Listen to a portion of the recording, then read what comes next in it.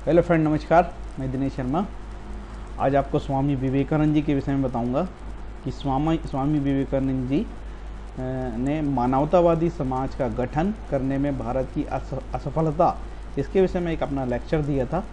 आप सभी स्वामी जी से परिचित हैं, जिनका जन्म स्वामी जी का जन्म 12 जनवरी 1863 को हुआ था। उनकी मृत्यु 4 जुलाई 1902 को हुई थी। बहुत प्रेरणादायी उनका जीवन रहा है और इसी प्रेरणा से रविन्द्रनाथ टैगोर जी ने कहा था, यदि कोई भारत को समझना चाहता है तो उसे विवेकानंद को पढ़ना चाहिए। तो आप सभी से निवेदन है, उसी विषय आपको विवेकानंद पढ़ना चाहिए। तो उनके खास लेक्चर पे मैं आपको अवगत कराता हूँ, जो ज़्यादा लंबा नहीं, वो छोटा सा है।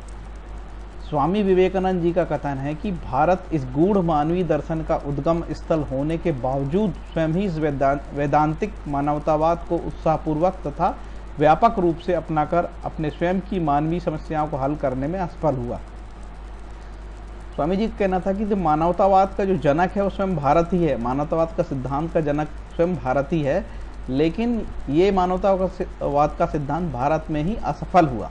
आगे, तथा वह आत्मा के रूप में मानव की महिमा, स्वाधीनता, समानता व स्वाभिमान को बनाए रखते हुए एक पूर्ण मानवतावादी समाज व्यवस्था विकसित करने में असमर्थ रहा।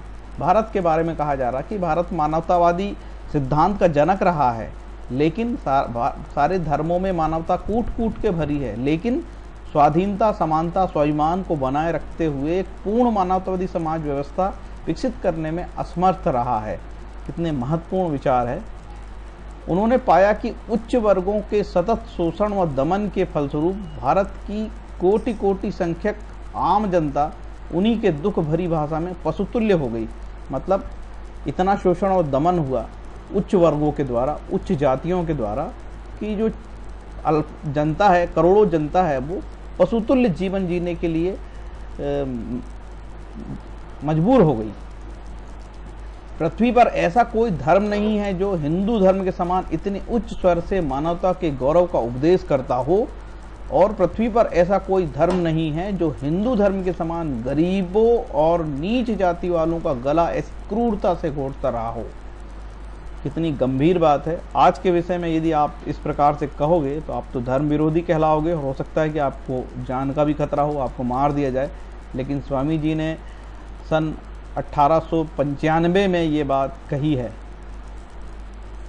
प्रभु ने मुझे दिखा दिया है कि इसमें धर्म का कोई दोष नहीं है, वरन दोष उनका है जो ढोंगी और दम्भी हैं, जो परमार्थिक और व्यवहारिक सिद्धांतों के रूप में अनेक प्रकार के अत्याचार और अस्तों का निर्माण करते हैं।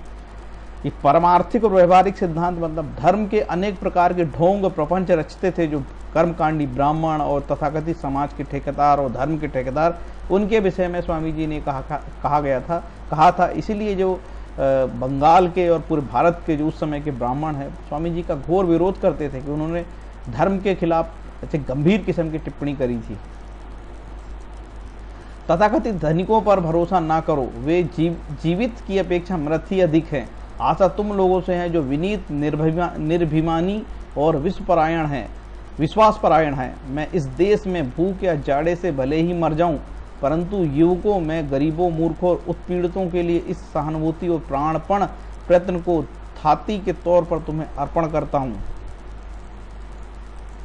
प्रतिज्ञा करो कि आप अपना सारा जीवन इन 30 करोड़ लोगों के उद्धार कार्य में लगा दोगे, जो दिनों दिन अवनति के गर्त में गिरते जा रहे हैं।